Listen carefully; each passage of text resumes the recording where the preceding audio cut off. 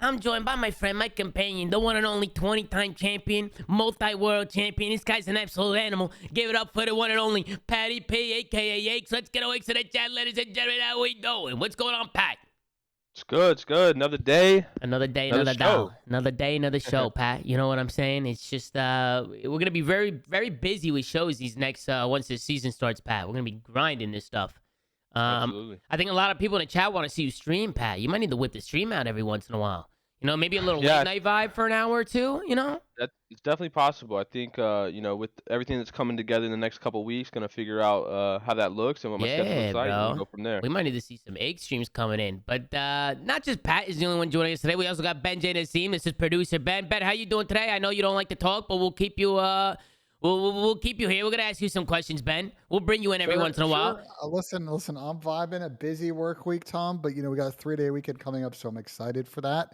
Football playoffs, NFL playoffs start tomorrow. I don't know if you're excited to tune in, but Yeah, I'll watch a little bit. Banger with the new format. Before we start the show, I just want to kick off with a few things. One, I know Pat. I saw some people on the last episode were complaining because Pat doesn't have a cam. We're working on it. We're working on getting him a whole setup. We want to get him. We want to hook him up with obviously key lights and a microphone and a webcam and all that stuff. Hopefully before the season we'll get everything set up. Ben doesn't want to talk much during the shows, so he'll be here, sitting here with his mic muted. I told him that he could talk whenever he wants, just like he used to, but he's being weird about it, aren't you, Ben? Look, he's not even looking. I'm producing, Tom. He's producing. If you need me, ask for me. That's how it works. If I need you, ask for you. Okay. What did you send me? Did you send me the doc? Yeah, I did. If you check your Twitter DMs, you would see it. Okay, my bad. You don't live in an asshole. It's okay. No, you're being an a-hole to me, but it's all good. All right, I love you though. You know I love you though. It's all love though. Come on, Ben. What'd you say? I'm your duo? Yeah. That's what I'm talking about, Ben. Look at that smile from Ben Genesee, folks. Look at that smile. Come on. And then, ladies and gentlemen, we got an absolute legend. We got a staple to the Call of Duty scene. He goes by the name of Chris Duarte, my man Parasite. Chris, what's going on, man? How you doing? I'm doing good, bro. Can't complain. Just vibing, playing New World. Actually, I forgot this show. This show had to change with scheduling. No, you're fine. No, you're fine, bro. You're fine. Good, I figured you forgot because we found out that you just went live and we saw you on New World and we were like, okay, I think he completely forgot about the show. Yeah. I don't know what day of the week it is anymore. It's okay. It's okay. I honestly struggle with that too, like time management stuff. That's why I have Ben producing now. Because Ben's going to be helping with that kind of stuff. Just making sure I know who's coming on, what guests, what times, and stuff like that. So shout out to Ben and the team. And Chris, shout out to you for coming on, man. We really appreciate you coming on.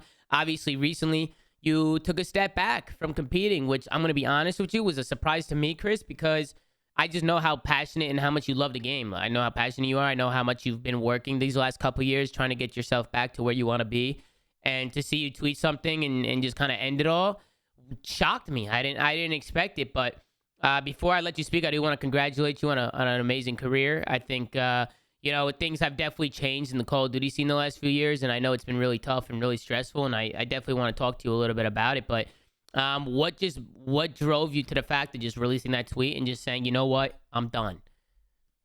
Well, I was competing in challenge with like Diamond Con, Royalty, and Exotic, and they kind of just ended up like, going to play with another person. We were like set to sign with an organization, and I was like, oh well, at least I'm gonna start getting paid now. I'll release some of the stress out of it, and then I kind of got let go. So I was just like, well, now I have nothing, and I don't really feel like finding a new team. So I was like, so they dropped you. Yeah. Basically, is like what happened. I mean, I get it. Like I was not putting a lot of effort into practice. We weren't very consistent. I would perform well in the tournaments. It's just like we were just like not having like good consistent practice. So they probably thought it was it was a lot of it's my fault. That admittedly, like I said, like when it came to practicing the game, I couldn't do it. Like I would play like a scrim or two, and like I would just be already tired. Like it was just like the game just sucked. Like it sucked that bad where it's like it just sucked the fun out of playing completely. Yeah. Where I felt like competing was just a chore. Like I didn't even have fun doing it. Like even the tournaments, like I would loathe competing in them. Even if I did well, even if I was performing well, I like didn't find any enjoyment in it at all. It was just not fun. And I think what you're saying too is something that doesn't like the fans don't really understand, right? They're like, what do you mean you're playing Call of Duty? Like that's your thing. Like But at this stage of your career, when you've played so many different titles, like when you're playing a game that you don't enjoy, it's honestly it does feel like a chore. So I think a lot of players can understand where you're coming from, regardless of the fan opinion. But I mean, I personally want to say congratulations on a hell of a career. I mean, I think retirements are always looked at as a negative thing, or you're washed, or whatever the hell it may be from the fans. But honestly, I do want to say congratulations. You did something that a very, very small percentage of players did, and you did it for a hell of a long time. So Yeah. congrats, man, on your retirement, and I hope it was a decision I that appreciate you're it. happy with, and Yeah. everything worked out for you in the future. Well, Chris. Yeah, Well, sorry, oh, go go ahead. ahead. No, go ahead, Grace. Go ahead. I was You gonna got the floor. say, like you said, that's another misconception. It's not like a thing where it's like, oh, you're washed. It's like, no, like I was playing well. Like, and even Yeah. last year, like a couple months ago, we were playing Cold War, and I was like one of the best players in that entire game, like in challengers. Like I was fucking frying, and it got to a point where it's like it didn't feel satisfying to do well. Like that's I think what people don't understand. It's like you play a game all day and like even if you don't think the game is that good, like when you're competing, winning it was satisfying, beating people was satisfying, competing was satisfying, progressing and advancing through rounds and stuff like that. But when you scrim every day, bro, or you play these tournaments and they start getting like they start feeling like a chore, like or you don't even enjoy doing well anymore, like that's when it's just like this isn't for you anymore. It's tiring and Yeah. like I felt like I was lying to myself by like continuously competing and being like I still enjoy competing. No, I didn't. I stopped enjoying it. Like it became a chore. It didn't become fun at all. Mm-hmm. Like Let even me if I ask. did well. Is part of that, do you think, kind of on the challenger system in general? Because I think I think it's it's a double-edged sword, right? Like half is the game, but I also feel, and you can tell me if I'm wrong on this, but the lack of progression, right, in the challenger system, do you feel like that was also something that was making you feel that way? I think it's multiple things. Like the game, of course, right? But like it gets to a point where it's like the game isn't fun. The system is terrible. I didn't feel like my career was progressing because, in all honesty, and this isn't me feeling entitled, I think I deserve to be in the league with all the ways, like the way I played, the way I've been playing, like individually for a very long time, the way that I've been able to like lead newer players or people like underrated rosters and still be a competitor to some sense in a lot of tournaments. And I don't feel like people really put any sort of like respect on my like accomplishments or my name in that sense. I didn't feel like people valued what I was doing for other players. Like I feel like I did help, build a lot of these younger players' careers that got into the league over the last like couple of years, and I helped them get noticed and stuff like that. And I do think I helped shape the way a lot of challenger players, hell, even like some pros, probably looked at the game. And I think no one really put that respect on my name by like giving me opportunities. People kind of wrote it off. Do you think that's And an age thing, Chris? Because when I look back at challengers over the last 3 years, has there been one single player that was in challengers that was picked up that's over like the age of 21? Like when I look at the list of players who That's a get good picked point. up, and just all challengers, right? Regardless of how good teams are doing, regardless of whether the best player or not gets picked up, it's always the younger kind of SMG slayers that kind of advance from challengers to uh the CDL, and I don't know if that's on franchises and their kind of agenda or what, but for some reason that just seems to be a coincidence that regardless of how well these veterans are doing in challengers, they're overlooked and they're the I younger don't I kind of don't I don't teammates. know what that is, honestly. I don't know if it's based on just franchises like specifically. I think it more so just means like it's like lack of expansion. Like a lot of these people are staples, and like although I do think I deserve to be in the league, there isn't very many players where I feel like I should be like, oh, that guy 100% shouldn't be in the league over me. Like I see the value in like everyone, Yeah. Mm-hmm. and I mean, I like think that's a big issue in And general. that's what I'm saying. It just There's so becomes much it's the talent. role that I play. Like it is what it I is. see a lot of people mentioning Fellow, John, Decimate, like guys in challenges, but these are guys who All already those had guys were names. in They the all league. they all had Yeah, names. yeah. Yeah, they were all in the league beforehand, so they don't really count. When it comes to new players, I feel like for the most part, people are picking up young talent. Would you agree, Yeah, Chris? Like Tim everybody's picking started age. in the league. Yeah, 100%, yeah, yeah, and yeah, like yeah. like I Started. said, it's just because like a lot of these people are staples. Like there isn't enough room for veterans in the league. And although I could sit there and say I do bring more than X player, it's probably not to the degree that most people would see it as. Like Yeah. at least in terms of what they would see my value as, which And I then- get it. And then what's I'm not really too mad about it. It's frustrating, but it's not thing I can be mad about. But and then Chris, what about the future of it though? Because you're mentioning there's no expansion, this and that. What if there is expansion? Is there a return of Chris Parasite if you can get onto a team? Well, I got tired of waiting. I already Right. said I'm interested in coaching. I honestly, unless the game is just drastically more fun than it is right now, and the systems change, Yeah. I don't really see myself coming back. Just because, like I said, it was a lot of things. It wasn't just the game, like Mhm. I said. So, like I saw that there's a LAN coming for challengers and pros, and that's cool. But like that's one tournament out of the entire year where that's gonna happen, and like I'm sorry, like I can't sit here and do online that long anymore. So like I said, it's a lot of things that kind of put it off for me. And unless the game is drastically more fun, lands return, expansion, like a perfect world, I don't see myself coming back to play at all. Mhm. And by the time I think that happens, with how slowly things have been progressing, I probably won't.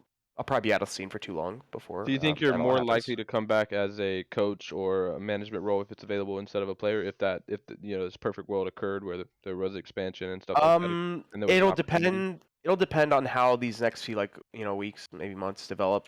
For me, we'll see how much I miss actually competing. Because there's gonna be a lot of COD League stuff going on. So like maybe I'll be watching and I'll be like, fuck, I miss competing, blah blah, and like maybe I'll want to return, but I don't think that's gonna happen. Like I don't think you guys understand how bad my mental has been since like prior to this game's release, knowing I basically wasn't going to get an opportunity in the league, seeing the game state, seeing it not get fixed, having to deal with being in challengers and playing important tournaments and knowing Yeah. there's important tournaments coming up and scrimming every day for them and knowing there's no updates coming, seeing the pros complain. Just as much as I have, seeing pro players vent to me in private about the state of the game, like hearing insider information based on like when things are coming, how the state of the league, etc. And I'm just like, oh, this is like, I can't do this. Like, people don't realize that I've been doing this for so long that like, COD is like so important to me and like personal to me that I cannot like seeing all this negativity surrounding it Mhm. like puts like a really bad like it put me in a bad state of mind like it was like kind of like seeing COD die like right in front of me to an extent. Like I get it, COD's not dead. It's You there's tweeted that, still a didn't you market out tweet there that, for Chris? it. Didn't you tweet something like Yeah, that? You like, feel it like it's just actually dying in hurts front of me. you? Yeah, like because we've been doing it for so long, Chris. We've been in the scene, in the community, and the COD community is such a big community. It's there's so many of us, and we all love the game. So when you see it just going in the wrong direction, I mean, it sucks. Amplified, right? Like we've been Yeah, doing this for like so long. even That now, feeling is like amplified. it's so sappy, but like I can feel myself like tearing up about it. Yeah. Like just talking about it. Like Mm-mm. that's like 13 years of like my life where I've like feel like people are just earning it right in front of me. Like Mhm. progress that like Just I out of your put hands. in. Yeah, it's like it's out of my Yeah. hands. Like Well, I mean, so let's not talk about Call of Duty or not talk about. Let's not talk about the past. Let's talk about what's your future. What are your plans? You plan on going? I think a lot of people kind of replied to your tweet and was like, we would love to see you with content, YouTube, Twitch. Like, what is a day to day going to look like now for you now that you are no longer scrimming, right? I think you've been scrimming every day for 13 years. Like, Yeah. I know that feeling as well. That's a big burden, right? To kind of be free of in a sense. So what are you looking forward to doing now that you're gonna have that time on your hands, and what are some things that you want to tackle? I don't know. Like I've been like so here's the thing. When people said content, it's like I've never been a person to kind of follow a trend in gaming and be like, "Oh, I'm going to go play this cuz it's got a lot of viewers." Like Yeah. I'm going to go play something if it catches my attention and if I have fun, I'll play it. I'm not going to sit there and stream, for example, Warzone if I don't enjoy Warzone. I'm not doing that. I already spent years and years and years of dealing with COD where the enjoyment slowly got sucked like out of it for me. I'm not gonna do it again. Like, Yeah. if just because it makes money. And that could be a bad decision for me, as like, in the long run No, that's a good thing, financially, like Chris. if That's it a is good what it is, thing. but like I'm gonna try to choose my happiness over anything else because I wasn't doing that for a very long time. Um, I treated Twitter like a journal at times. People know like I've had really bad parts in my life throughout my COD career where I wasn't like in a good place. So I don't really want to do that again, even if it's not necessarily competing. It would be the same thing to me. Like I was doing it with competing, and that's a reason why I quit. Why would I do it with my retirement? Isn't that gonna make me want to not do what I'm doing again? Like, Yeah. no. So I'm gonna do something else, and I'm just gonna hang out. So like that's kind of where I'm at right now with content. Like, I will stream just because I enjoy streaming. I enjoy interacting with people that want to come in here and talk to me, or just are interested in seeing what I do and stuff like that. So I will stream, but I know I'm not the most entertaining person in the world. Sometimes like I just like to chill. I like to game. I like to be myself. If people are into that, then great. But I'm not gonna be like one of those Warzone streamers, like, oh my god, Pog, Cap, like, oh my god, everything, oh my god, like just going nuts, like Pog? for no Did you say reason, bro. Pog, Like, Cap? yeah, Pog. I'm not gonna be Poggers, bro. pogging, I'm gonna be Poggers. pogging all fucking day and kecking and all this other bullshit. Like, that's not me. I'm not that kind of streamer. Like, Yeah, I don't think anyone's uh, gonna harp on you for prioritizing your you get happiness, it. man. I think that's a super Yeah. important thing to do, and it's a mature outlook to have, man. So, yeah, good on you for kind of realizing that and realizing that's the direction you want to go. And Chris, Yeah. Chris, you can grow audiences in whatever you like to do. For instance, I saw you on New World, right? So take Yeah. your COD audience to New World and play it a little bit and show people what it's all about. And then you'll learn new people through different communities and stuff like that. You know, 'cause that's something that I did when I was competing. I know, I think it was Maven and Merrick that were like, "Yo, you should probably start hopping in some Warzone, right? Start playing some Warzone." This is a while ago. This is like when I first started, and I was like, in my head, I was like, "Dude, I don't like playing Warzone that much." Like unless I'm playing with Maven, Merc, Crowder, or like Seth and Zinni. Like if I'm just playing it because like I'm a Warzone guy, like I just don't have fun on it personally. I'd rather Exactly, just yeah. play something that I like to do, or if I'm gonna play Warzone, I want to play with my friends. So in order, Yeah. like being a Warzone streamer just wasn't for me. Like I wanted to do other things. That's how I kind of got into the GTA thing and started doing like other stuff, some IRL stuff, cooking streams, like just switching up. We have the show. So you just do whatever the hell you want to do, Chris. And people who support you and see that you enjoy doing this stuff will follow. You just got to Yeah, worry about exactly. your own mental first and then focus on what you like to do. That's like the most important thing I can give to you if you're going to make content. Focus on Yeah. focus on doing things that you like to do, because Yeah. I definitely think it'll benefit you a lot because you'll enjoy doing it and you'll be passionate about it and you'll get up every day and do it, and that's the most important part. So don't forget that when you're making content. And Chris, we actually got a lot of questions here, and honestly, some of these questions are pretty good. I wanted to ask you a few of these and let's see what you think. One of them was, or is, if you could change one thing about CDL challengers, what would you change? Oh. Yeah, some of these might be a little difficult, Chris. Some of One these thing of the many. Maybe the there's too many tournaments, and I feel like it devalues them to a degree. Like challengers, since I was competing, there was a tournament every weekend, bro. Like we had tournaments more than you guys did in the pro league. Like Yeah. it devalues the fuck out of them, and it's fucking annoying because like, bro, you have like a week to like practice for them in between. So if you do decide to make roster changes, it's kind of inevitable in the landscape of challengers. Like Yeah. you have like a week. So, and that's like another reason why I don't feel like pro teams. I'm sorry, I don't care what anyone says. People don't care about winning in challengers. People don't go and be like, wow, this team won all these tournaments and challengers. No, people look at the challengers and like, oh, this guy's a star. This guy's this guy's that. I don't give a fuck if you won. I watched fucking Draza get picked up into the pro league after losing to fastball for top 40 million. Like I literally like no one gives a fuck. Yeah. I mean, the people Not to- did care. I mean, didn't Nato's team like win that last? Yeah. And then same thing finals? with Triumph in MW and Yeah. say like all these teams won. I was one of the more winning players. Like no one gives a fuck. Yeah. People don't care unless you're 18 and cracked and going like nuts. Like no one cares. Mhm. Yeah, I feel So- like there's got to be a bigger If there was, incentivization to win. Yeah, if there was less tournaments with higher prizing and more preparation, then people would care more. But I think everyone kind of understands the consensus and the landscape of challengers. Winning in challengers doesn't necessarily come down to you being the better team. Sometimes it comes down to the landscape at the time, whether all these teams made roster changes or like randomly seedings randomly changing like because of all the roster changes, or in general just like you be a team or like you one of the teams that's your quote unquote counter or somebody that plays well against you ends up losing and getting upset because of the ever changing landscape of challengers earlier in the tournament. So you just end up winning because you got lucky essentially. So like it's just stupid. The landscape of challengers is just terrible. Well, I mean, I feel like, especially in Vanguard, Chris, I feel like it's so up in the air now. You never know what the fuck's going to happen or who's going to win.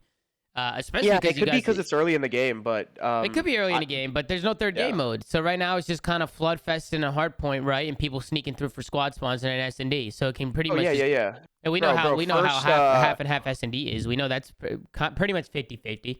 Yeah. First tournament, we were under the impression that we were going to be playing 3 hard points, right? And then GB comes out with the rules saying it's 3 S&Ds in a best of 5. And so they switched every round, naturally, right? no. Naturally, it's like everyone agreed to 3 hard points because that's what we thought it was going to be. But once GB comes out the rule set saying, oh, it's 3 S&Ds, people saw that to their benefit of their team and we're like, nah, I don't care what we agreed to. We're going to go play 3 fucking S&Ds because it benefits our team in a tournament. Like, how much of a fucking douchebag do you have to be to do that? You know what I mean? Like, just be like, it's weird. So like, there's people like that in challengers, and it's just like there's people like that in the pros. There's people like that in the pro league, yeah, of course. Like, it's fucking cringe, and it's literally just there's no fucking integrity, and people just go out there and do what they want, for their own benefit. And that's the worst thing about like the landscape of COD now is people are only doing that because there's not as many lands anymore. No, people would not do this if they had to actually show up in person and make these decisions themselves. I'm sorry. There's just a lot of gamers in general that are just, fucking soft. And like, if they had to like, be these type of people in person, they wouldn't do it. Not because they're afraid they'd get their ass beat. It's just like, it's embarrassing. Like, knowing people are going to talk about you like this for being fucking weird. Like, no, a lot of these people aren't going to do that. So, that's just how it is. And it's annoying. And it's a part of the reason why Challengers is also, not the best, but even just the pro league is just stupid. Like the way people go with GAs and all. Well, I mean, I don't know how it is anymore because I'm not in it, so I don't know how organized it is now. But I just know that based off the GAs that I was seeing, Chris, it just seemed like everybody was on different pages. You saw players tweeting about how they wanted it in. You saw people saying that. I saw Shotzi saying something about how they wanted the snipers in, but something about smokes. So they I don't know. They said they didn't want snipers because they wanted smokes. So I didn't understand it. I didn't understand what he's trying to say. So I was just super confused on how there was a 12-0 unanimous vote. Everybody's saying all 12 teams voted snipers out, yet there's so many people that are just wanted in, And then I saw Alec tweeting how, now that it's public, certain people want it in and this and that. I'm so confused. I'm so fucking confused. I don't know what's going on. And I see Clayster in the chat right now. He said, wait 1 second. I'll be there in a sec. I would love to hear it because I don't know how it works. I'm very uneducated right now on what the hell is going on in that GA chat. Yeah. And trying to keep up on social, trying to keep up on social media, I can't. I don't know what's happening. I keep seeing smokes are in. I keep seeing smokes are out. I keep seeing snipers getting bounced around. I don't know what the hell's going on here, Chris. Yeah, I don't know how it works either, but it's stupid. I get it. It shouldn't even come down to this. And I do understand that it's a shit show and pros are to blame for it to an extent, but like, bro, the developers, hello, fix your fucking smoke grenades. Why is this a fucking issue? Yeah, see, that's the thing. Why is it that you can see through smokes and we have to sit here and debate about it? Like, this shouldn't ever be a debate. Why is it that snipers still have aim assist when we had a game or two where the aim assist was gone when aiming, and it was really good and skillful, and it was all the best snipers like Pomage, even the people that sniped all day, like Pomage and them were still fucking good at it. Pros were still fucking good at it. Why is this a fucking issue? The thing is, like, and we kind of touched on this a little bit yesterday with Zen. Gentlemen agreements in general are the ways for players to play developer, right? Like, we believe something is unbalanced, and we come up with a gentleman agreement system to balance the game. And you're right, yeah, it is on the devs to kind of be more involved in understanding of what needs to be changed to make the game as competitive as possible. And if they don't step up, then we obviously have to take it into our own hands and create these GAs to where we believe 100%. we can create the most competitive environment. But I know we're gonna get into more of the GAs and stuff when Clay gets in here and stuff like that. But this episode's about you right now, Chris. I have a question we for got some more you. questions here for you, Chris. What's your fondest memory from competing? I know it's been a long 13 years. Obviously, it's not probably going to come from challengers in the last couple of years, but yeah, what is your fondest memory, and maybe what about your favorite championship win? You got a few of those. Probably winning champs. Probably obviously my fondest memory. Like I still remember that day, like fuck in the back of my hand. I still remember that day because, or it might have been the day before, but there was actually a time where we actually had to go hike up a fucking mountain trail by the Hollywood sign, What? and I was a fucking fat lazy mess, and so I like was sweating my balls off going up that trail. And they had us do it, and like they had us eat like an In-N-Out burger up there for some reason, like and take like a photo shoot with it. And it was me, Killamir, all of us had to do it. And I just remember I ended up having to come back after and playing a match while I was fucking drenched in fucking sweat, and it was disgusting. Did you and win? Was that a though? Did you Perico win? call?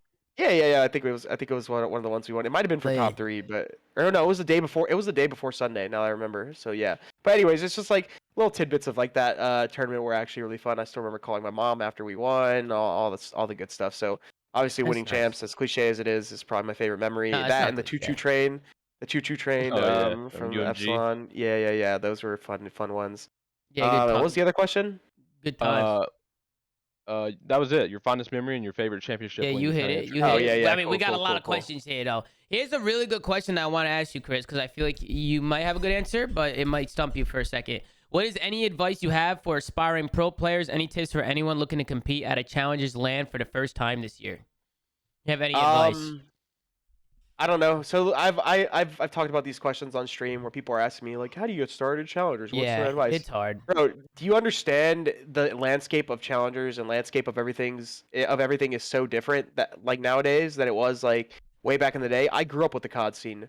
I was never in a position where I had to get noticed. I've always been noticed. You know, you see what I'm Yeah. saying? Yeah. So it's never like I'm not no ego like intended. It's just how it is. I'm a COD father. Because if you everyone think played about it. against you, so like I Exactly, think that's the biggest yeah. thing. The biggest Same- hurdle is always getting to play against the best players. That's the Yeah, biggest hurdle. exactly. For any So aspiring I player. can't sit there and be like, this is how you do it. This is some Well, advice.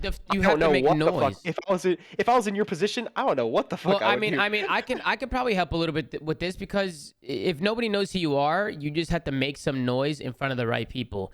And you can't just go right to the top of the top and, just shit on a pro player. You can't, in order to play a pro player, you have to go through the amateur scene first. Wait a minute, Tom. Wait a minute. You definitely can if there is a good, robust rank system in the game. Right. If there was a good, robust rank system, and also if challengers were able to play pro teams, which is happening, I'm pretty sure, Yeah. right?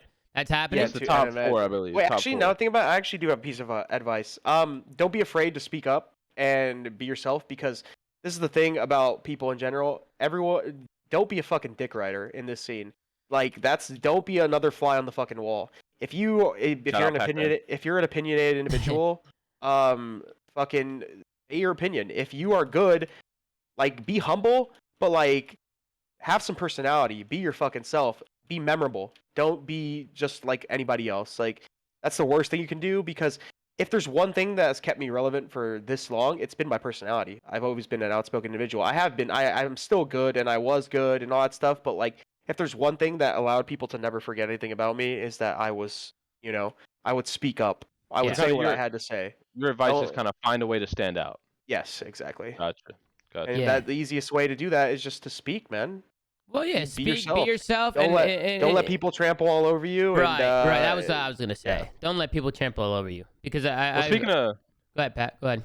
oh no, you go. Finish your thoughts. I was just Tom. gonna say because it seems like that was like the hardest thing for me on the come up is like people will really try and hold you down. It's a hurdle that you're gonna have to leap over. In order to do that, you have to stand up for yourself. Keep your head up. And you didn't let that happen. You let your results speak, but at the same time, you were vocal. I still remember you were a little dickhead sometimes. I was a Little dickhead. I liked talker it. for I was a sure. dickhead. I liked it. It was good. But that's like, the thing you is have to be sometimes, man. Yeah, right. Like, And it's Chris, me and you have went at it in the past. It's Yeah. one of those things where it's like every people, if they're gonna talk to you like you're a dickhead, well, they're gonna get the same energy that you receive. as funny as it is, like COD has a jock culture to an extent. Like like in the pro league and challenger scene, it is. Everyone wants to be a fucking tough guy. Like when it comes to the game. Yeah. And like the only way you combat that is by being the same, bro. Like you can't. Don't let people disrespect you. Don't let people question your skill. Always like if you have the talent to be the best and you continuously prove it. If people try to sit there and discredit you, speak up. Yep, Because I agree. because I all agree, these Chris. people there are people in the pro scene. I'm not saying names or pointing at people that have a name, and if they talk about you in a negative light, people will believe it, especially if you don't say anything. So Yeah. be yourself, be confident, and don't let people disrespect you, man. I like that. Speaking Chris. of, Also, don't be a dickhead douchebag and project your ego like Like I that. did at some point. Like speaking we of all did, standing like we out- all did once in our life. if you could travel back, Chris, at any point in time throughout your career, and give young or middle-aged Parasite one piece of advice, what would it be? What do you think? That's Shut the probably a fuck loaded up. question. Shut the fuck up. That's literally what I was said to myself. And keep your fucking dick At in what your point? At pants. what point in time? Okay. I don't know. When I was like fucking No way. Yo, Chris, 19, you're comedy, 18, bro. 19. You're comedy. I'm a funny guy. Like, You're a what are you funny trying guy, to say? Chris. You're a fucking funny guy. What are you gonna do? I definitely would say shut the fuck up is one of the main things in terms of. Nothing wrong with that. There's nothing Do wrong more- with do more listening. Do more listening and less- more less listening. just, You know, obviously talk up like you just said. If somebody's getting on you or being a dick, stand up for yourself and stuff like that. But sometimes things are better left not said than said. You know, sometimes Exactly, yeah. sometimes you let your emotions get the better of you. And dude, that happened to me like no bullshit, like less than 24 hours ago. And I'm like, you know what I'm saying? Like Exactly. Like I said, there's a difference between being confident and not letting people disrespect Right, you, like, so- and then to like right. projecting your ego and like stuff like that to everyone. Because people that are gonna try and bring you down and people that act like assholes, it's gonna project onto you, and next thing you know, you're scooping down to their level and you're acting like them. You know, So and just a life lesson for everybody. Just Yeah, a life little, lesson. Can't go wrong with a little thinking before you speak, regardless a little of what thinking. Hey. There's a what it balance comes to down to. Bro, everything. there That's was all it times, is. especially when I was 18, 19, I sure wasn't thinking. I was just tweeting, dude. just Twitter fingers to the max. You know, seeing red in my eyes. But we also have some other questions here, Chris. We got favorite teammate all time, favorite travel or event stories. Feel free to share more than one if you have more than one. Favorite teammates. I have like a list. It's hard to pick. I have a list for different reasons. Karma, of course, my boy. I can't go wrong with Damon the GOAT. Nameless was a really good teammate for me. I teamed with him like a lot of times sporadically throughout my career. He was a good friend. Yeah. Really good guy. Be around. Great guy. He helped me a lot. I like Slasher for reasons. I saw like a little bit of him myself. Or yeah, a little bit of myself and him. So it was cool to team with him. He's That was our disgusting, brief team, right? Yeah, that was our AW. face team. Gotcha. Yeah, I like the team, although we had our disagreements and stuff. I It still was a believe we fun should have won team. that event. I know Clay's in the chat. Clay, we would have beat you, I still man. think I'm we just I still telling you thi- I now. still I still think we should have won that too if we could fucking beat TR. Those You know Congrats. what's But crazy? anyways. If you would ask any pro player, they would all say the same thing. There's always those events that they could have won, but something just happened, you know? Like, even the events that I won were just, like, a few of them are just clutching up like crazy, right? And then there's events where we should have won, but we choked like crazy. Yeah. So yeah, it's just yeah. like those events haunt you, bro. They haunt you. Yeah, I mean like season 3 fucking AW for me. Season 3 playoffs we went because the seedings got like the score of like your league matches ended up becoming seeding and everyone went because of the whole DDoS scandal Yeah. in AW. And we went and we lost 3-1 to Optic in the best of 7 in the finals or winners finals. And then we lost to FaZe up Oh, I remember Rio that. in a I best of remember that, 7, right? It was a and best then of 7, and then FaZe yeah. ended up winning 2 best of 7s versus Yeah, Optic. yeah, I was yeah, just yeah. like, Oh I yeah. should have won that fucking tournament. What the fuck? Oh, yeah. But That yeah, was it crazy. That happens. was crazy. That was us. And, Yeah, yeah. Also, That was a crazy event. Enable was also one of my favorite teammates. He was just cool. Like he was just a mediator. He had a way with words. I don't know. He was cool to talk to, and he was really respectful and nice to me, and would give me a lot of advice that like I didn't really get too much back then. So a lot of those people were some of my favorite teammates. And what was the other one? Then if you had any travel Favorite or event event stories, stuff like that, you have any stories at events that maybe were funny, or what's something that you could think back on? One thing for me, I'll add something, is probably just that Anaheim bar, dude. Just all the stories at the Anaheim Anaheim, was just lit, chilling with bro. everybody on a Sunday night at the Anaheim bar, just having Yeah, drinks. I remember Killa in the bush story. Like everyone knows that one. Yeah, the killer in the bush. Yeah, Killa in Jesus the bush. Christ, man. That one was funny. We're really letting this shit fly today. Yeah, That killer was was in the bush. Yeah. hilarious. And then what was the other one? This wasn't really funny. This was miserable. This was scary. What? So this was my first time traveling out of the country, like far away. I was going to I think it was for an EGL in MW3 where like there was no Oh, that was the competition besides. Manchester one, yeah.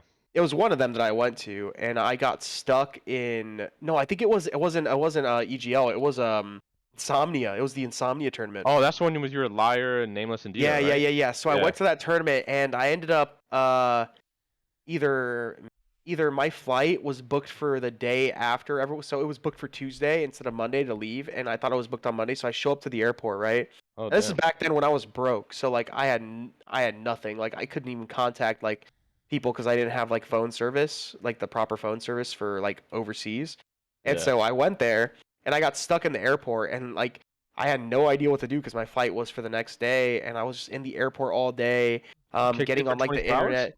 Yeah, getting on the internet terminals there and like trying to like reach out to people and org owners and stuff like that. Like, yo, can I get a fucking hotel or something? Like, I'm really stuck at the airport.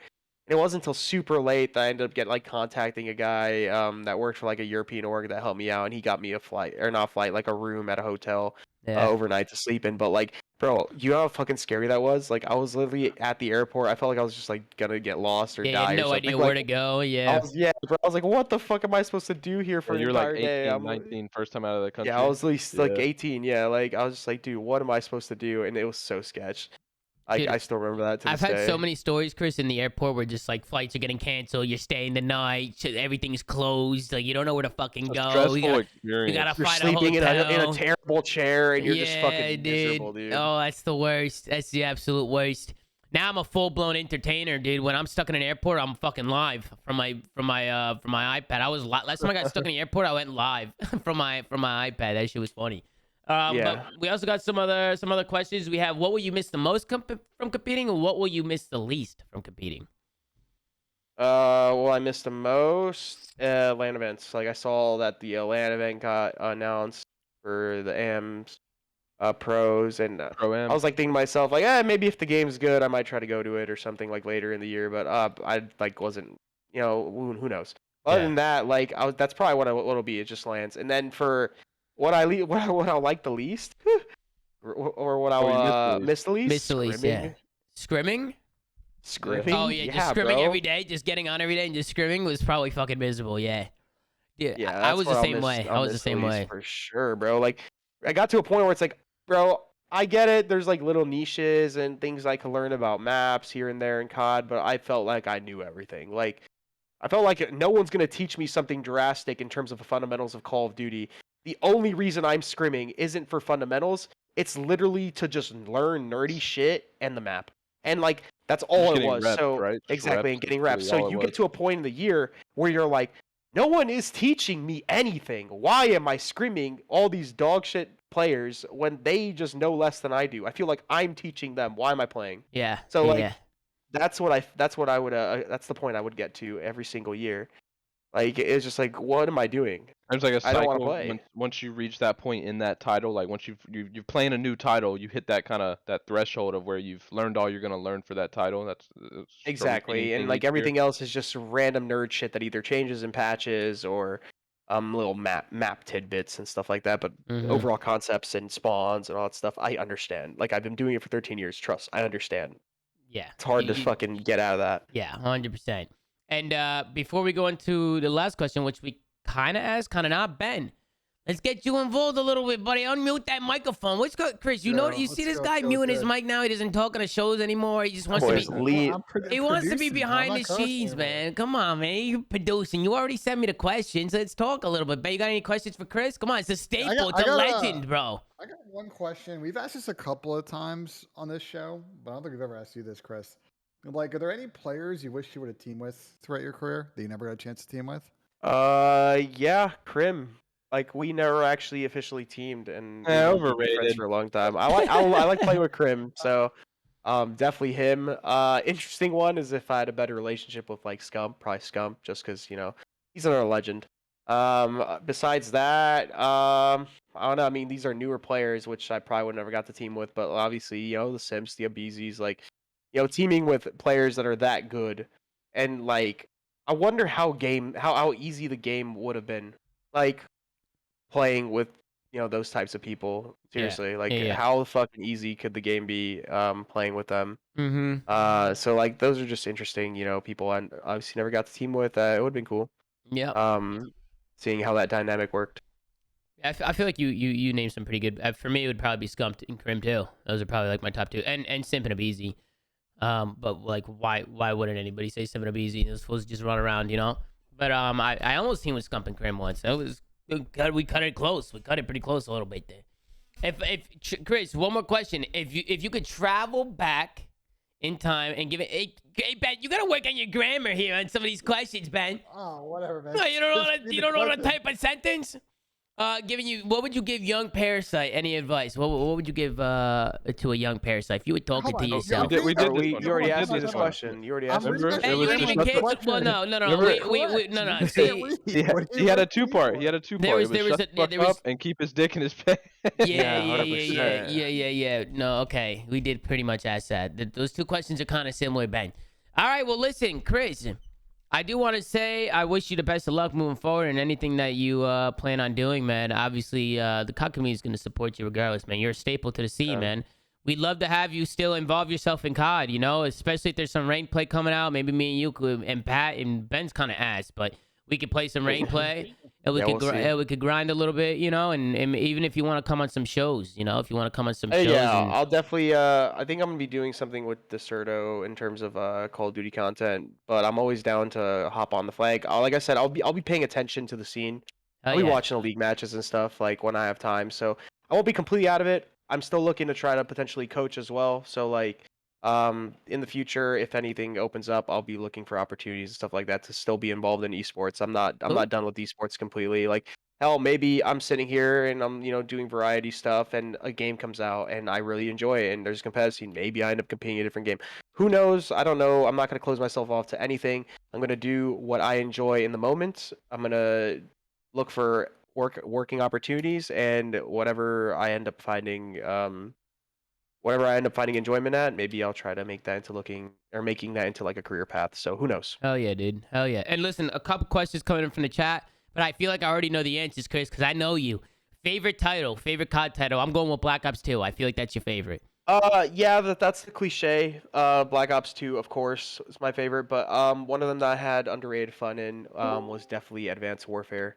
You think it was that underrated? Game was just fun. Yeah, it was and fun. I think the reason why I had a lot of fun in that game was because I was a submachine gun, and people always thought it's like, oh, Parasite AR player, but people don't really know this unless you like played me a long time ago. But I was only a AR player, and I only ever run AR player was because my teams need them. Yeah. I got to a point where in my career as a youngin, I was just like, I'll just run the hardest role. If we need something, I'll do it. That's how I became an AR on Impact. You do it all, Chris. Yeah, that's exactly how I became an AR, because Ricky left and we had no AR player. So I was like, I guess I'll do it. Yeah. So that's how I got involved. And in AW, it was the same thing. I was a submachine gun player, and people don't know this or remember this, but like there was awards and stuff like that, and I was getting like Hardpoint Player of the Season, like online, those are like lit. Those S&D Player of the Season, like. Bro, I was using a submachine gun. I was going nuts. I was actually really good SMG at that game. Anymore.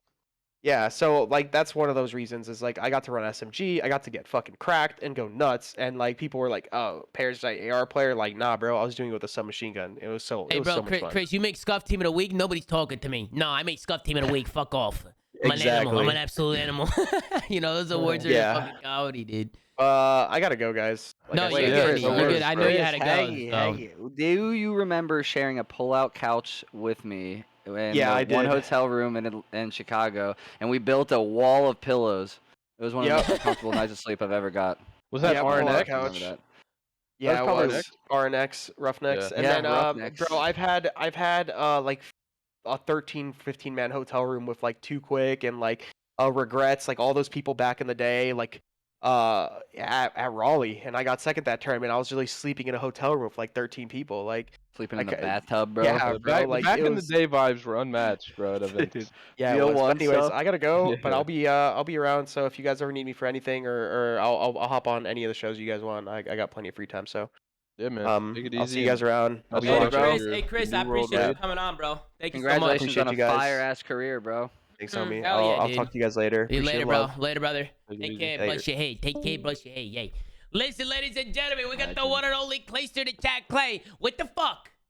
What's going on with up, these dude? GAs? What's going on over here, Clay? I don't know, dude. It's not my fault. It's everybody else's fault. Well, okay? no, it's not Listen, anybody's Clay, fault we're bringing in you in because specific. we want the scoop. Give us the Dude, scoop. What's going on? What do you want to? What do you want to know? This is what I want to know. First snipers are out, then they're in, then they're out, then they're in, and then smokes are in and out, in and out, in and out. What's going on in that GA chat? What the fuck's happening there? We've been trying to figure it out. I mean, that's the whole point of it, right? And this Yeah. isn't like a GA chat how it kind of used to be. Like it's not like before a couple years ago there was like 4 main voices and they just convinced everybody else what to do, right? Like that actually isn't what happens anymore. You talking about And- Slasher World League? Is that what? Yeah, like where that came from, like Austin and Lamar and me and Porter, like all just being like, "This is what we're fucking doing," you know? Like that's not. We haven't done stuff like that in a couple years actually, and it always requires 9 votes of the 12 teams for anything to pass, like anything to go through where we're gonna try and like take something out of the game or whatever we're GAing. It always takes a like overwhelming majority, right? Like 9 out of 12. So when we talked for weeks, for the past month about smokes and snipers, and we went back and forth and just like we were talking about it over and over, and we're finally like, okay, they seem to be all right. Like 1 smoke's needed for crosses on like Berlin, right? Well, you might need a smoke on Desert Siege. Like smokes are necessary in some of the S&D maps, and so we're like, all right. And then apparently over the last like 2 weeks, people have found a super like abusable one-way on the edge of them, where they'll just like throw them at their feet, stand on the edge. If you're looking into it, you don't get aim assist. If the person inside of it can see you, they get aim assist. So it's like Is a it one-way similar to smoke. the Cold War one? Yes, it's exactly like that, right? Okay. And to be fair, it all in lies with that problem right there. Was that like the smoke is like exactly like the initial Cold War one, but I think they even went and fixed the Cold War one. So like even credit to the devs last year, they fixed it, and we never even like went back and revisited it. Like we did for like a day, and people were like, "Nah, fuck it, like it's already too late. Like there's 2 events left or something, you know?" Yeah. So like, but for this specific thing, it was like the snipers are obviously really good, but in Modern Warfare and in Black Ops 4, the last 2 games we had snipers, they didn't have aim assist. In this game and in the last game, they have aim assist, and it just provides like it's basically like a shotgun. You can quick scope. You can just like you can do whatever you want with it. So they're like a little cheesy, but we understand that like the game is more fun with them. And it, like Ender was saying, it makes S&D a little more like a test match, like with your positioning and stuff. So like people weren't just like, oh, fuck it, get rid of smokes, get rid of snipers, right? It was like, oh, fuck, we can't use smokes. If we can't use smokes, then we can't use snipers, right?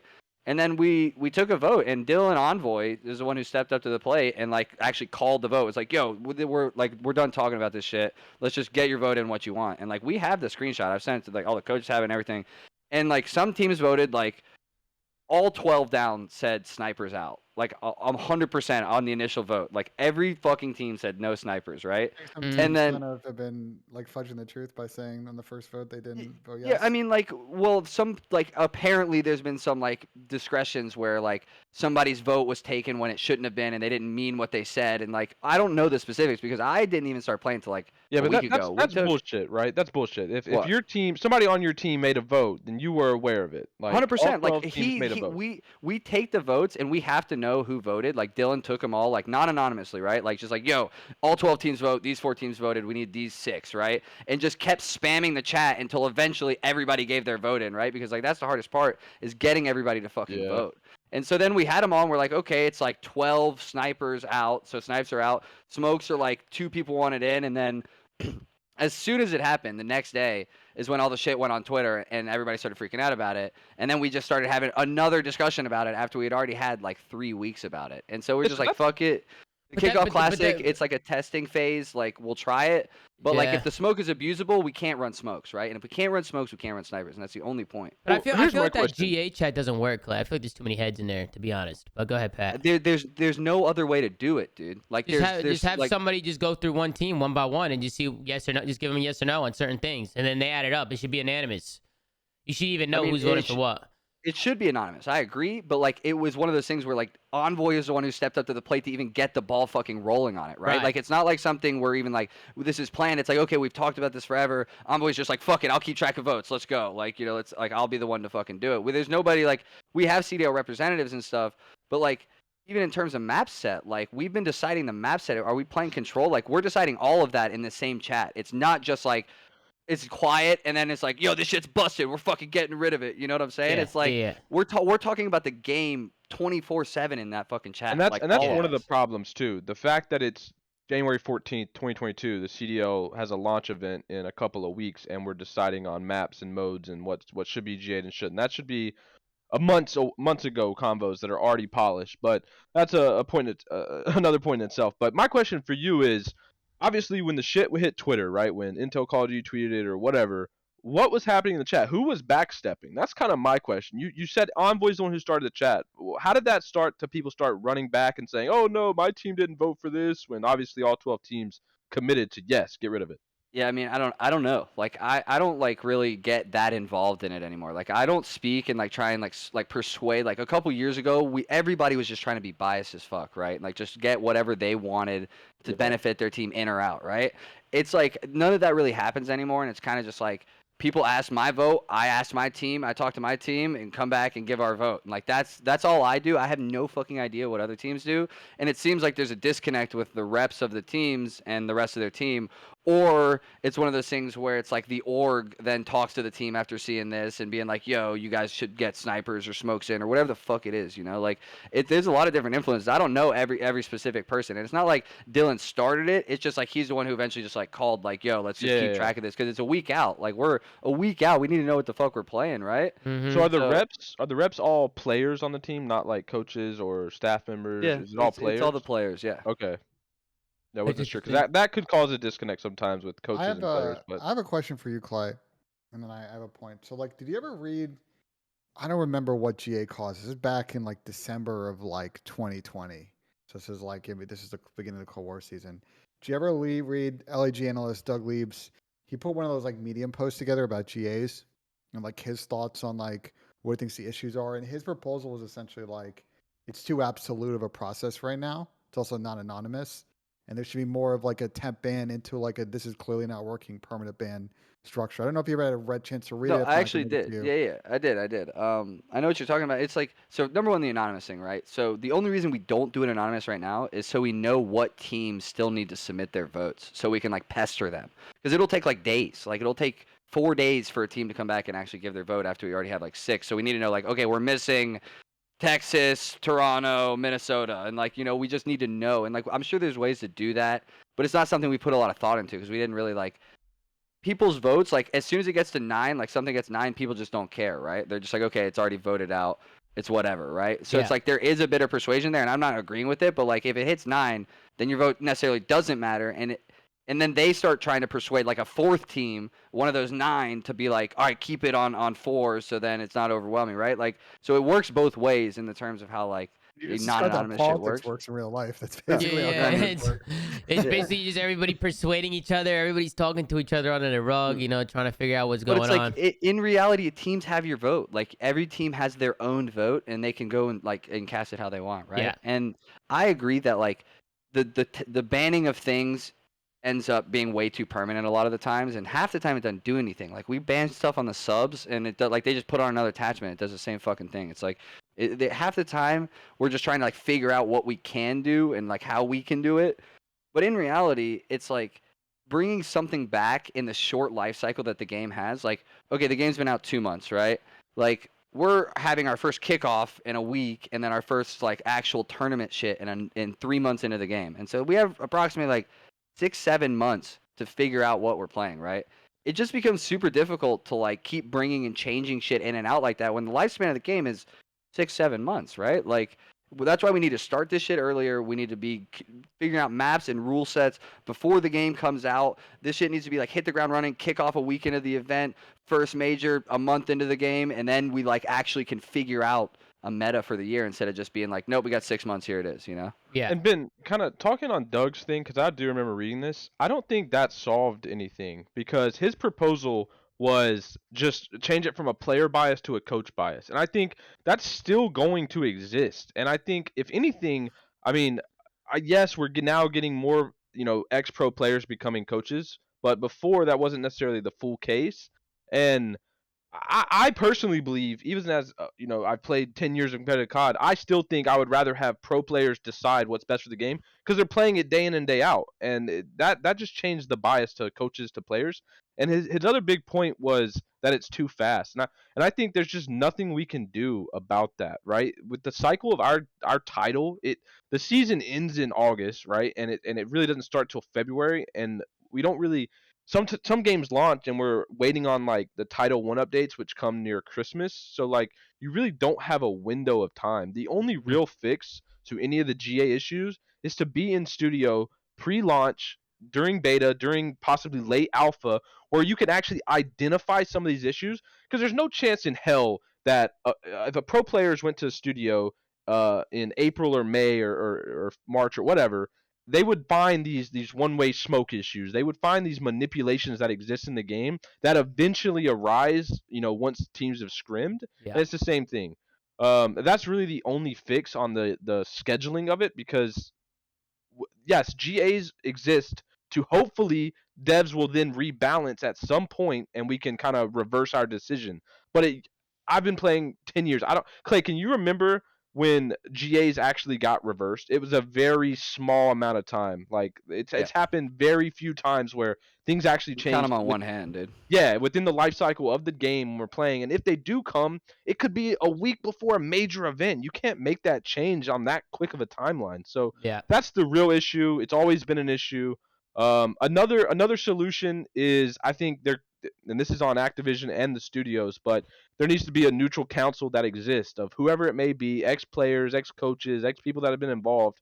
We used to have something similar like that existed way back when for like 1 year. I think TP was involved in Black Ops 3 year, right? Yeah, where you have people like that who would serve as this neutral counsel who go and find these issues during, they can be the ones that can test. Activision has signed 1 million NDAs with players to test these games at some point, so it's very possible. But that's really the only solution, is to have people who aren't involved in the day-to-day that are in the studio identifying these issues pre-launch. That's really the only solution. Well, let me address a couple of points. So in Doug's post, he actually kind of pro-cons his proposal. Pat, and he highlights the moving the coach situation is still some inherent bias. I think the other piece to it about his proposal that I think it's interesting, and I'm going to kind of circle back in a sec. I think with the sniper issue, I think the context that's been provided by Clay here, I know that the Optic Texas guys put out a video, I think this morning, kind of explained the situation. It was like there's policy, right? The actual decision whether something's in or out, and the actual messaging of that policy. And I think what failed here is that context is not provided to the community. It sounds like, Clay, you guys were debating this for a couple of weeks, but I think to a lot of members of the community, this was the first time they had heard about this issue, right? It wasn't something that was widely discussed. Well, hold on, really quick, because I do want to say this before you finish. Yeah. This isn't something that the community should be involved in, okay? This is a behind closed doors conversation between the pro players about balancing the games. Just because Clay, did you guys intend for this to leak, right? Were you intending for the public to be like, oh, Sniper GA just happened? Well, we knew it was going to. It always does. Somebody. Right, was eventually you got to play the game. People are going to see no snipers on the map.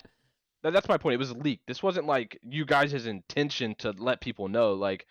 So I don't think it's fair for players to have to communicate the context behind the GA, because it shouldn't be a public thing until they are fully deciding on why. The problem now, Pat, is it's gotten infinitely more complex because you've got the pro conversation, you've got an EU amateur conversation, and an NA challenger conversation, and they're all kind of linked to each other. So it's now inherently a public thing. Well, I mean, the only argument to that, Pat, is the fans are the ones watching. They're the ones who bring the viewers all this stuff. What do they want? What do they like to see? Let me restate. And not having a sniper in the map, is it really that much of a lob? Is it really that bad to have snipers on the map? When we could just sacrifice entertainment. Why do people think the pros are we want nobody watching right, our game. And that's we what I want wanted our to shit ask to you. die. Right, that's what I wanted to ask you, Clay. I wanted you to speak on that. They're fucking strong. The snipers are strong. They have aim assist. An aim assist sniper, one-shot kill in a pro's hands is just, it's really fucking good. And you need some form of counterplay there. And you need some sort of smoke grenade or something to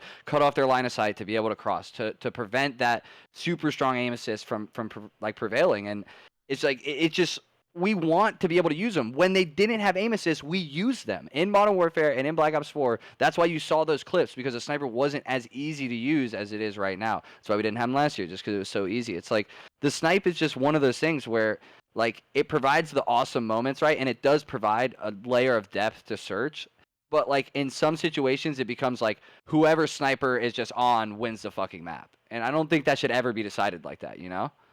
Yeah, I also need to see the data Go ahead, points, Pat. bro. I mean, I feel where's like- the data that's saying that the viewer list or the viewership is plus extra amount of Someone's viewers gotta run a when you focus run group a on map this. no, with a there- sniper there's versus no- without one. I gotta there's- see it. So there's no data of it, but you know what the community likes and what the community doesn't like. You can see it just based Yeah, there's on how more they highlight react. You reels. saw what Everyone happened wants this week. highlight reels. Right. You saw what happened this week when look, again, and Claire, I asked this question to you. Do you feel like this issue was less about the policy of whether snipers are in and out, and more of the messaging around this decision that was not done correctly, and the community had some strong thoughts, and it put you guys in a tough position? Would you say that's a fair characterization of what happened? Sure.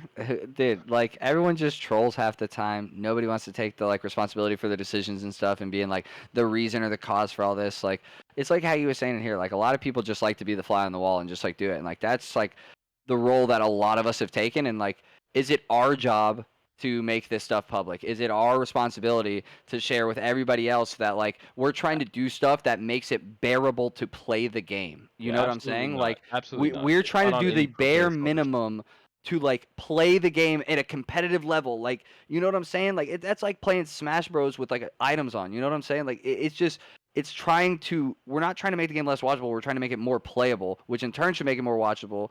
But like there has to be something that makes sense there. It can't just be like we'll see how the kickoff goes, right? Like So you're there sniping in are- the kickoff, right? You're sniping there, or people? Yeah, not, we not have you them both specifically. in. Okay, so Yeah, I think we smokes, have them smokes, both in. and snipes are in. Well, Yeah. that's good. Because I feel like that's a good thing to do. Is just test it out, see how it goes during the kickoff, see how it's played, and so be it. I know that sniping is like really easy, or that's what the pros say, but sniping's always been easy, Clay, has it not? Except for I like Black mean, Ops 3. It's been easier though at times, right? Yeah, I mean, last year, like Cold War, bro. Remember in the early tournaments, like if you had a sniper, you were literally just like 1v4 and quickscoping people. Like I that remember sniper that was too Diamond Con overpowered. clip. You know? Yeah, dude. Like That was absurd. I think Revan picked Oh yeah, up the Diamond diamond, Con yeah, just the off diamond that cloud clip. clip was Like, crazy. But like, bro, like that clip was kind of fire. Like that's not that easy. Like what Diamond Cloud did is not that easy. I That was a agree, but it's really also, cool like, clip. one thing, That was a how really cool how clip. is this the most interesting thing that's happened since Vanguard came out? You know, like in terms of the CDL and COD and stuff like. You know what I'm saying? What happened? How much what? Like how is this the most like attention grabbing I don't know. thing right Well, now? you know why, Clay? You know why? Is because it hit the fucking fan because there was no topic about it. Like Ben was saying, nobody was talking about it. And then one day people were just like, yep, snipers are out. Like snipers are GA. The intel There pushes was no out there, talk. and There then was no in every- between, you know? Yeah, what always happens with these things, like that came out. There was no pro players giving any context to the decision prior to it, and then every major Call of Duty personality took their licks, and at that point, like obviously, it puts you guys in a tough spot. That's why I asked that earlier question, like on the messaging front. So who's sniping for y'all, Clay?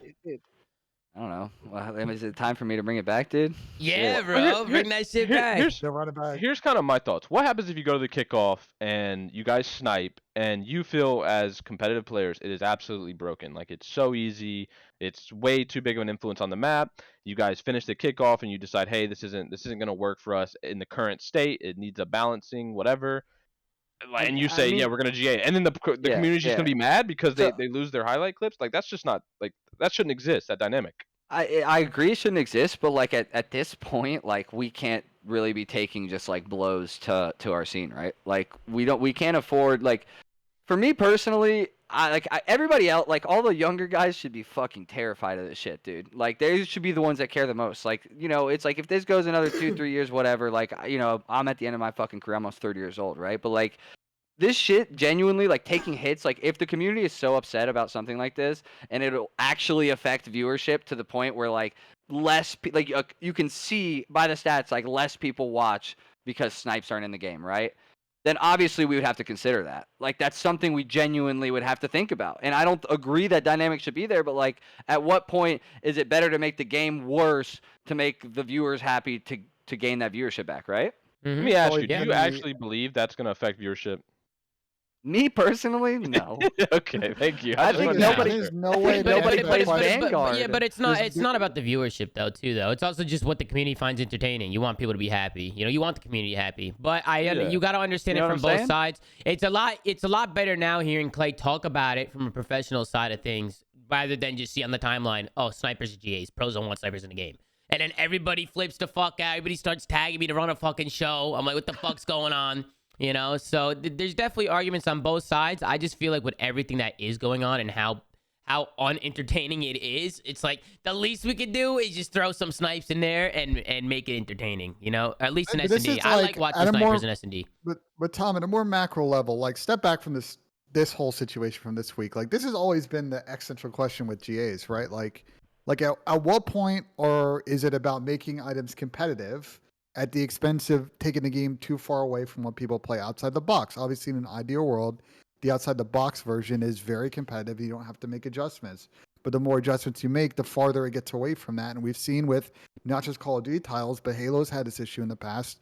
When you make the game so vastly different that people aren't playing out of the box, that viewer experience is very jarring. And did you see Lamar's tweet? What did you guys think about that? He's faded. Was he Yeah, faded? everyone should vote 100% faded on that. Wait, whenever- really? if I you feel saw the like tweet. it was kind of like not that bad of an idea, in a way. Like imagine if the game it was designed to, if you were on a streak to get a sniper in S&D. You know, if it was designed that way, if almost like it was a streak kind of thing. You're on like a 3-kill streak, you get a sniper or some shit. You know, you get a sniper for a round, and you can do whatever you want with it. But I don't know. But There's a lot of stuff we can do, but like genuinely, I think what Pat said hit it on the head, right? Like this stuff all happens before the game comes out. Until alignment comes on the level from pros to the CDL to Activision and the studios all together working together, it's gonna constantly deal with this short time frame, rash decisions, stuff that don't come back. You're gonna just deal with people making decisions and stuff getting out of the game that we're just trying to do and like so we can practice, right? We're a week out, we don't know what the fuck we're doing, bro. Like we don't even know if we're playing control or not. Like right, we've been trying all the maps. It's That's like crazy. half of them don't work. You know, like half of them like genuinely you can spawn kill like an MW2 scrapyard, right? So we're trying to figure out like maps. We're trying to figure out like there's so many perks and like little things like movement perks and there's like the glint concealment sniper perk. We're just like trying to find all these little things, right? Like that shouldn't be in the game. They updated the CDO rule set. It's still not fixed. Like the rules still don't work correctly. So that means stuns still do the damage. They like do 20 damage instead of their new tuned damage. FMJ's banned. The respawn delay is wrong. Like there's just all out of sorts, right? So like, what's the map set looking like? I mean, like we got like 4 hard points. We got 4 S&Ds. There's like 2-ish controls. I heard there was one good control. That's what I heard. There was one. Yeah. I'm not saying any of them are good. Like okay. I'm not saying one somewhat playable. are good. Wait, are you guys playing with the destructible stuff yet? I haven't seen if that's fixed or not, or I don't know where. Yeah, I mean that was supposed to be, but then like it was the same thing where last time where it was in for like 12 hours and it was like bugged, where like some doors were closed on some screens and then you could like run through them and shit, and they removed it again. So we don't really know what's going on with that. Is that the goal though, to play without all of that? I mean, we don't know because I'm saying if it is fixed, is that the goal on your guys' end to have that be the actual setting if it works properly? Yeah, all the destructive. If the maps play decent, like Decoy's a lot better map without all the destructible stuff, right? Like, but then for example, like Berlin P2, if all the windows are blown out of that building, you can just like nade any point of that, so it's just gonna become like. So, like some situations might feel a lot different. Like the game's gonna feel completely different without having. Because the maps were designed with those in mind. Yeah, exactly. So I think we would try it. I think we've talked about it. Like if it works, we'll test it and see if it's even like, if it feels better or if it if it feels like really awkward because everything's gone. Yeah.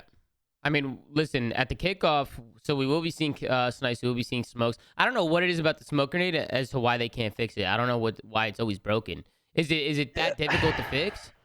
I just don't think they it's quite a priority level. Yeah, it's a priority level. And I don't think they quite understand the issue that we have with it, right? Yeah. I think like and how it's abused and how people can use when it. we say one way, they think of like a Valorant or a CS:GO one way, where you like specifically place a smoke and you like are looking on the edge of it and like they can't see you but you can see them. Like that's like there's skill in that, right? In COD, like the player who has the smoke is in a sticky situation and just bangs it off the wall at his feet and just like skirts around the edge of the smoke because you can't get aim assist on him, and he's just fishing for you to get aim assist, right? And it's just like that whole losing of aim assist but still being like him having it on you is like the issue, right? Like it's nothing else. Twitter, you can pull that up so everyone can see. I just DM'd you something regarding the Vanguard smoke. I think that's something to bring up too, is it was, that was designed that way, right? Vanguard, Specifically. Sledgehammer designed the smoke grenade for their game to work as intended the way it is currently, where there is a possibility of creating that one-way environment.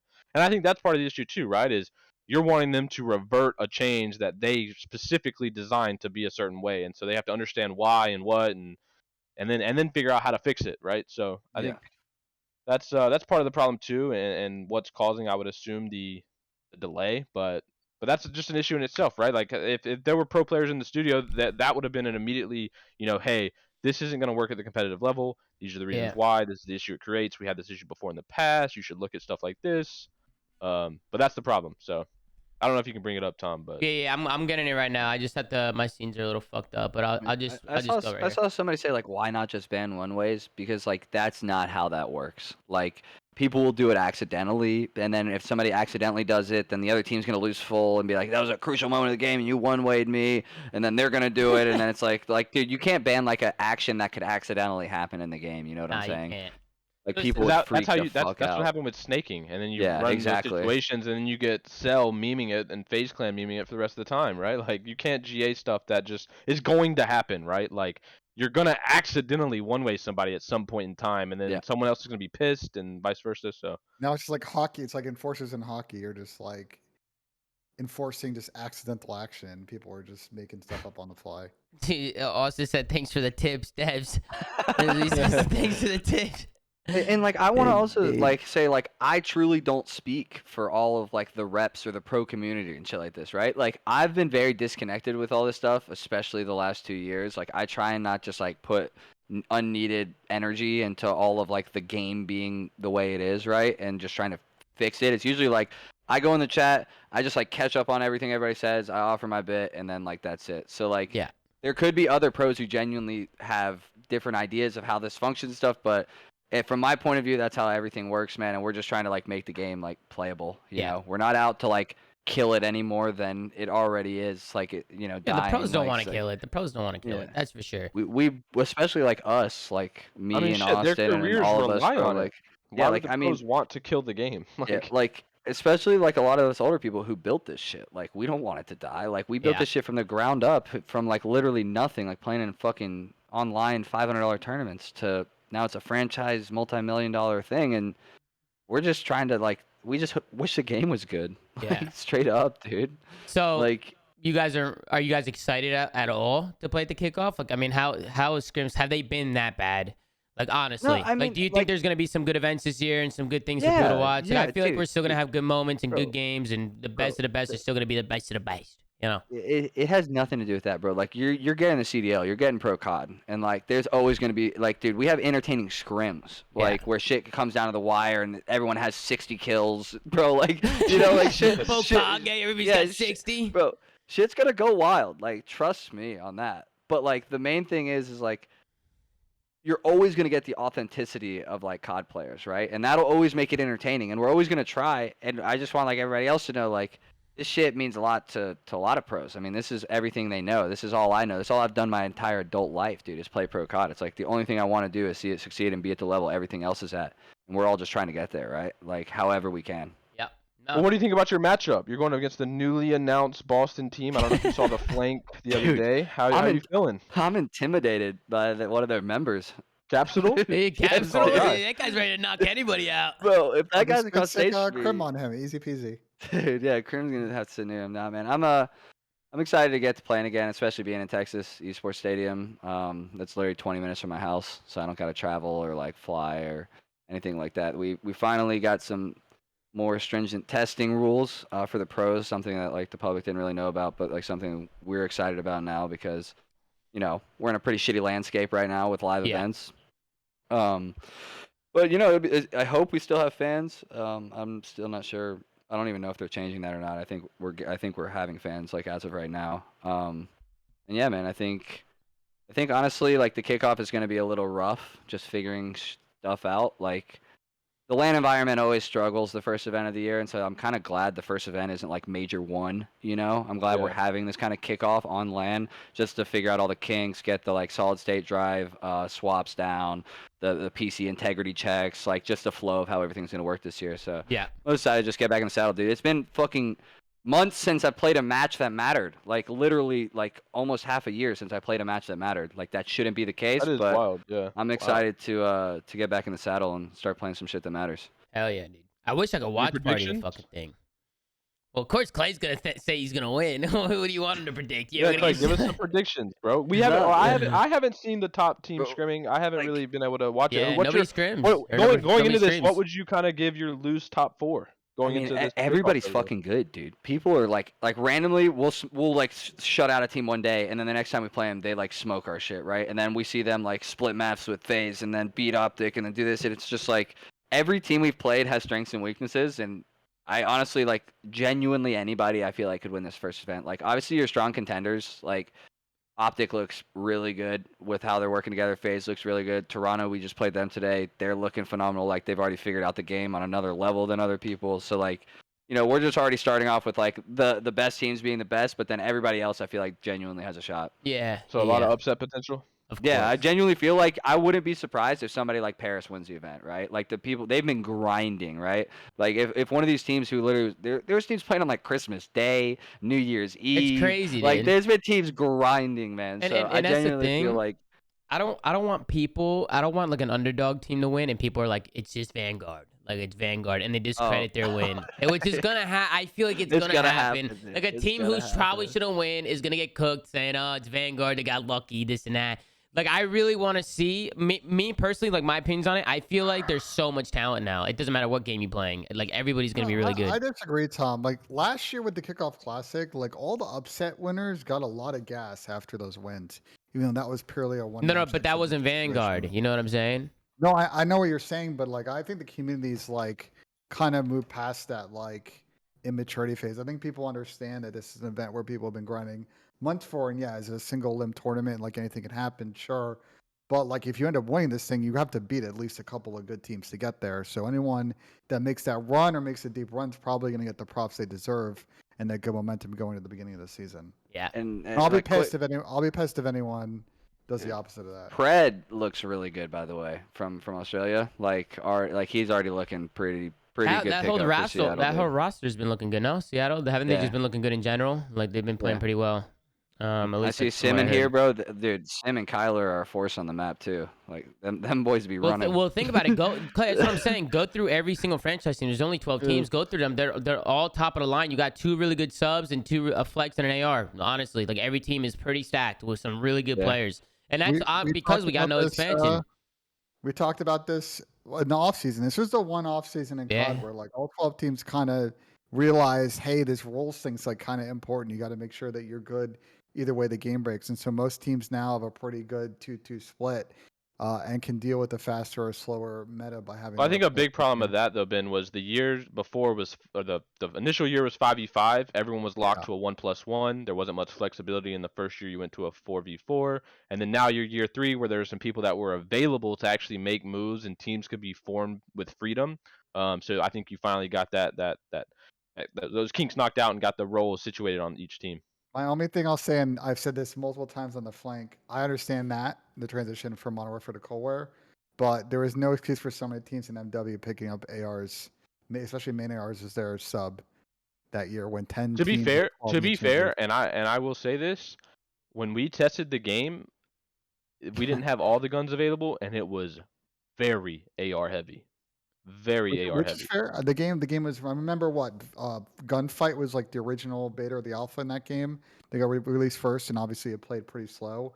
But like I understand where you're coming from, but still teams are like, oh well, we have like a 1.5 main ARs on our team. Let's just pick up a main AR as a sub, and we'll never have the sub of it. And then 10 teams made changes that year and realized, oh crap, we don't have a sub on a roster that we need to kind of rotate in. Now we're kind of scrambling, and it's created a lot of this momentum now to this point, where teams have kind of finally figured it out, and they can swing either way depending on how the meta goes. Speaking of gunfight, This is great for COD. This guy Krim wanted the third game to be gunfight. I think he was actually dead serious too when he was tweeting about it. He looked that serious. Dude, you can't believe a thing he says anymore. You actually dude. can't. You actually can't. I got into it with some dude yesterday, and I was just looking at some of the tweets that Porter was sending to him, and I was like, I can't tell if Porter's being nice or being mean. I can't fucking tell. Dude, you never. That's his fucking special power, bro. You never know. Does anyone else feel like Crim tweets in the dark with his night vision goggles on? Oh, he definitely does that. He tweets with a cig in his mouth, is what he is. He's sitting on his 100%, porch, yeah, on his typing on his porch. phone. Yeah. Every time he makes those tweets, dude. Every time. He has a dude. sit for sure. I'll never forget when he showed me those stupid goggles. We were in the pitch black in some parking lot. He's like, try these on. And he's like, look over there, look at those trees. And I was like, damn, like it was actually pretty cool. I'm not gonna lie. I could tell why they were a lot of money, those fucking things. But Clay, I wish you guys the best of luck. Obviously with everybody over there. Give Paco my best. Tell Paco I said, how you doing? Tell Porter I said, go fuck yourself. Dude, he speaks English now, Tom. It's crazy. No, I know. It's I've heard him a little bit, dude. He's really good with English now. Like actually good. He does his thing. His gimmick right now is he does this like mocking American voice where he's like, blah, blah, blah. So anytime me and Crim tell him something, he just repeats it back to us in this like really mocking American voice, dude. That's comedy. Great. You think he's ready for a flank yet, or no? You think he's ready or not yet? Dude, I think he's fucking ready. You dude. think like, so? You think I can get him on? Yeah. Well, one of these days we gotta get Paco on the flank. Just get him to come chill on the fucking flank for a little bit and just kick it. Not a lot of people know about Paco, dude. No, like, they don't. I didn't even really get to know him till this year, dude. So it's been nice to actually been able to talk to him and get to know his personality and shit, dude. Yeah. Like he's a funny kid, dude. No, Paco's a go. Before we dip, I just saw this comment in the chat, and Chris, thanks for highlighting it.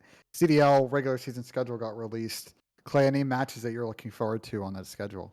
Oh, it did get released? Where's that? It's on the website. Yeah, because it's all predetermined, right? Is it? Yeah, it is all predetermined. So the qualifying matches for every major are predetermined, and I think that was what that community update was about that Daniel and Spence put out. Our boy Spence is an actor now. I love it. Spence is good. Spence is hosting content pieces. Yeah, Wait, that was actually funny though. That was funny. Shout out Spence. Dude. I like that the colleague talked though. I like that the colleague came out and made a video. Yeah. I feel like we need to see Activision do that shit.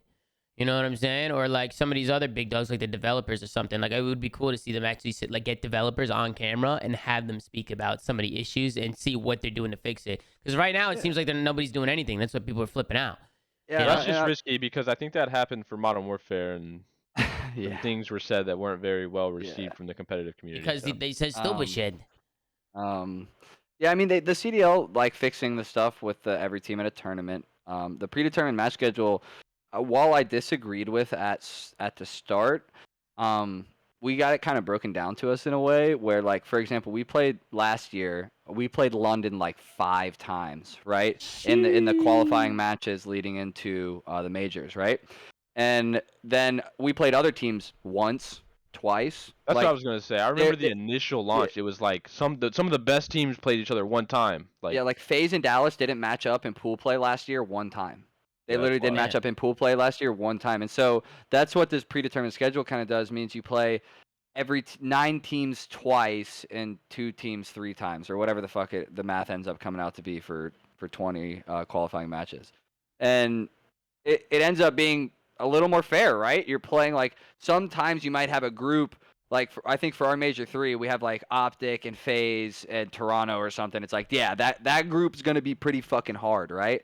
But it's evenly dispersed the other majors that we're playing at. So it's like it ended up making a little more sense to me once I kind of saw it laid out like that and just like a graph. Like there was an imbalance of who you played to qualify for tournaments last year.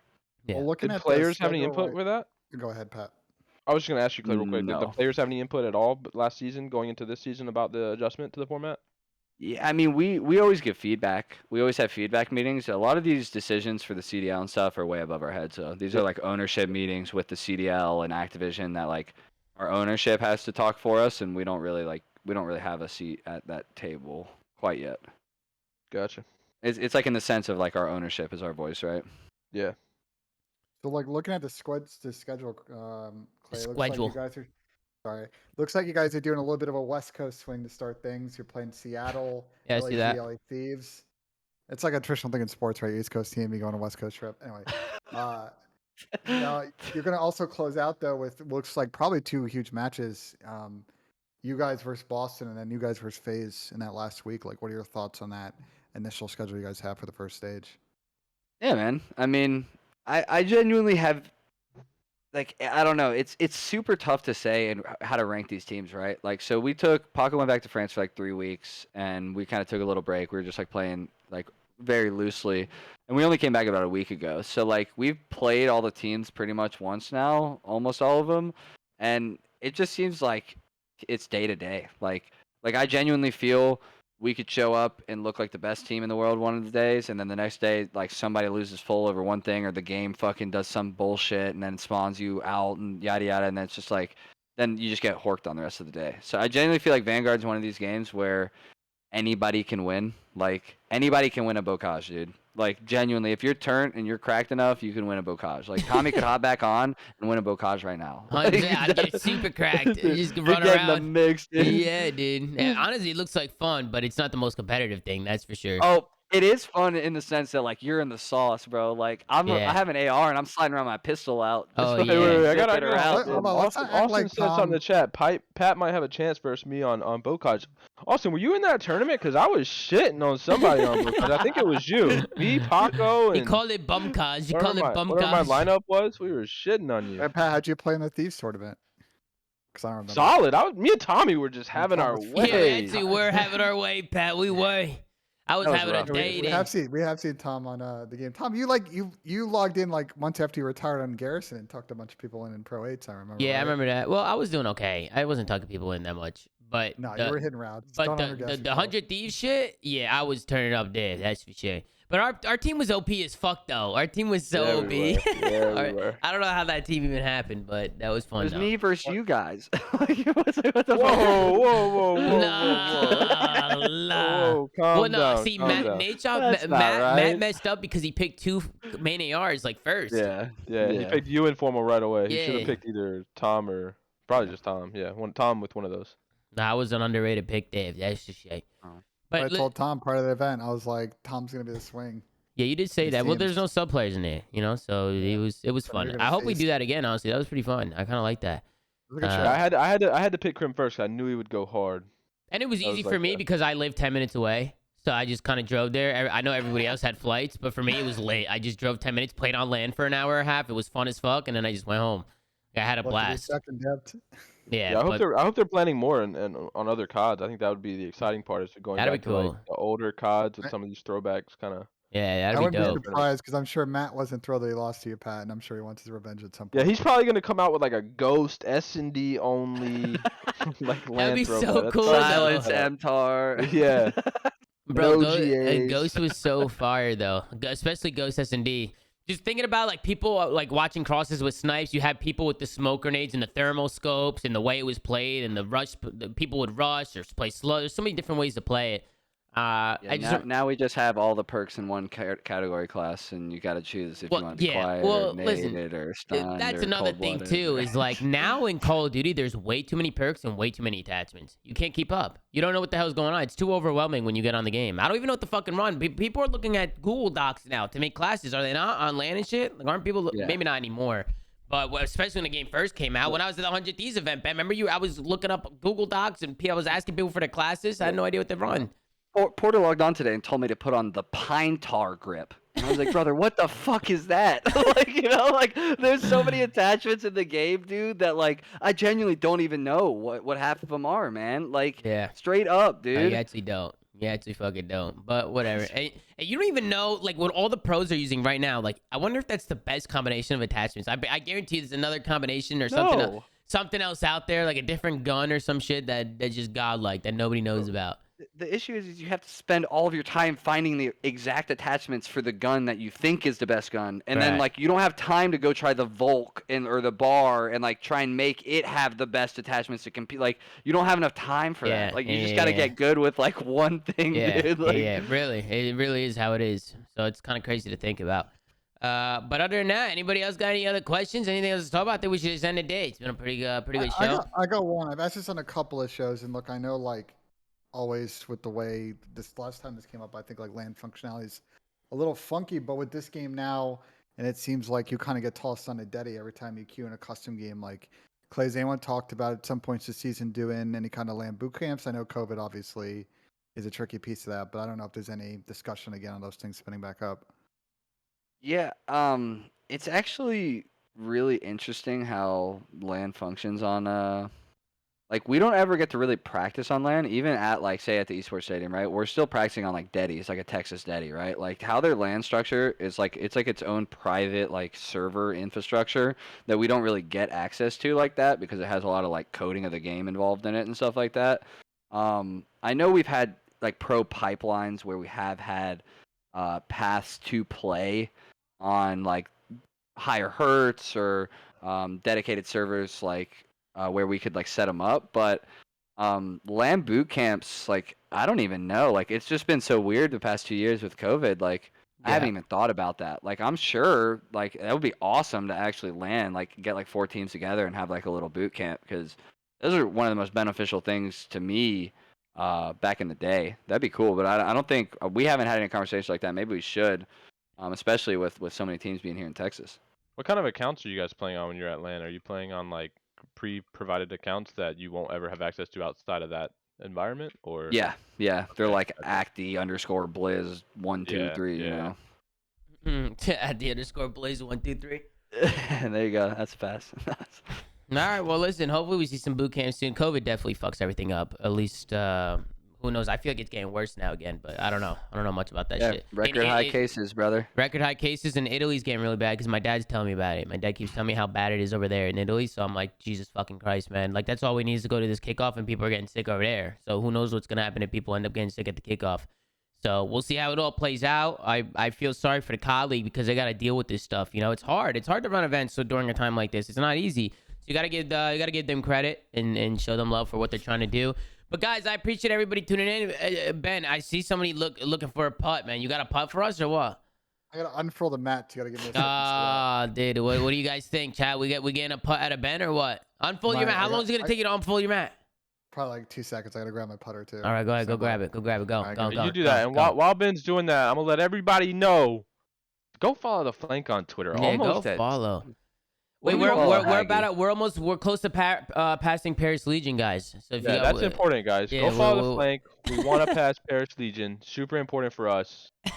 Go follow Parasite too, man. The GOAT, the original yeah, world of course. champion, bro. Go follow Parasite as well, man. Seriously, Go check man. out his stream, you know? Go check out his stream. I want to give that boy his flowers, man. He was a fucking innovator. Hell yeah, dude. It's Parasite the fucking GOAT. It's the Caramel one ATZ. That's the one and only. Whoever's got mod, put his link down in the chat. This guy Ben is going through all this trouble to roll this mat out, hit one putt, and go sit back down. I'm still waiting for Ben to hit a fucking driver just through the window in his living room. I just want him to fucking drive one. But His last night there, he has to, bro. His last night there, he absolutely has to. All right, Ben to the team, you got the full screen, buddy. All right, let's see what you can do here. Let's make some noise for Benji to see, ladies and gentlemen. Let's see if he can sink this part. Here he goes. He's stepping up. He's still got those slippers on. Same sweatpants per usual. He's going to line things up. I think it's going left to right here, folks. He's going to step up at a green. Can he sink it? Oh, Benji to see looking hot, ladies and gentlemen. Sinking the part. Ben, look at The you. crowd goes wild. Ben, I thought you were going to miss. It's been a while. Look Too at this icy. guy. Yeah, Too so icy. I walked it in like Kevin. No Like, way. How many instantly people voted? I want to see what the poll was looking like. Okay, so it was mostly yes. 5 million yes, 2.8 million no is what was out there, Ben. So you got a lot of people some points in the chat. It's weird so. because I can't play golf right now. It's like 20 degrees outside and it's. What's snowed that being a last week, bitch? so- You playing at 20 degrees. Put a jacket on. Well, we found there's like there's a place in Columbus. It's like an indoor bar combo like simulator. and it's like a Columbus, really Ohio. Good times place over to there, huh, chill. guys? So we've been vibing there. You go play the sim for a bit, grab some brews. It's Yeah, fun Namus times wants to when the build a winners- sim in his garage, bro. Just I've go been in there trying to and convince him to build a sim for months. Wait, and what he is wants that? to. What's a sim? A simulator? Like Like a a golf simulator. Oh, yeah. okay, You get like okay. a launch monitor. You got to get like obviously like flooring. You got to get like a projector screen or a net or something like that. Yeah. But That's you can kind do of it for lit. a couple of grand. You can do it for 50 grand. Like there's a lot of different ways you can do it. They're very popular now. All right, well, listen. You got Ant trying to drop 50 grand? Oh, look at Olive. Ant's got a nice house and a lot of space. That's all I'm saying. She's so fluffy. How fluffy she is, dude. Holy shit. Olive. Good times with Olive. Listen, guys, we're going to end it there. I think we had a good show. W or L in the chat, man. What do you guys think? It was a W. Come on. You didn't give me no L's. We got Clayster on, okay? What the fuck? We got a legend here. Shout out to Parasite for coming on, too. Obviously, we want to show nothing but love to Parasite came on. You know, he retired, took a step back from competing, and we just wanted to make an episode dedicated to him and show him some love. So it was cool to kick back off with him and just let us just talk about his career a little bit and kind of some of the things he went through. Shout out to Clay for coming on with the GAs to talk about this GA stuff, because I know a lot of people wanted somebody to come speak, and Clay stepped up to the table. So Clay, you're a real one for that. Shout out to Olive. Shout out to Ben Genesine for actually speaking when Clay finally came in. He was completely muted the whole show, but when Clay came in, he was good to go. I know Ben Genesine has a little crush on Clay, so it makes sense. And then we got the one. I start by being a mod in his chat, so you know. True, very true. And then we got the one and only Patty P, who's gonna be my co-host, joining me for the rest of the season. So we're always gonna show some love to Pat. Guys, as always, make sure to like, comment, subscribe if you're watching on YouTube. Go to anchor.fm/theflank to check out all the audio sites that we're on. Go follow the Flank at Twitter at the Flanker. He's doing a phenomenal job over there, running social over there. I don't know if you know this, but we're getting so many followers on the Twitter account that we're 6,000 away from passing a CDL team in follows. Oh, we already said that. Yeah, when you were putting when we were talking about. Oh, you said that. Oh shit, I'm sorry. Yeah. So everybody go follow the Flank and everything. You know what it's all about. How you doing? Thank you guys for Thanks watching. for having me on, guys. Yes, sir. Appreciate you, Clay. Thank you for coming There on. you go. Thank you to at Chris the Parasite as well. Yeah, good luck, Clay. Good luck to you and all the guys. Wish you guys the best of luck moving forward. And we'll see you guys on the next one, ladies and gentlemen. Take care. Brush your hair. Just a day. Have a good day.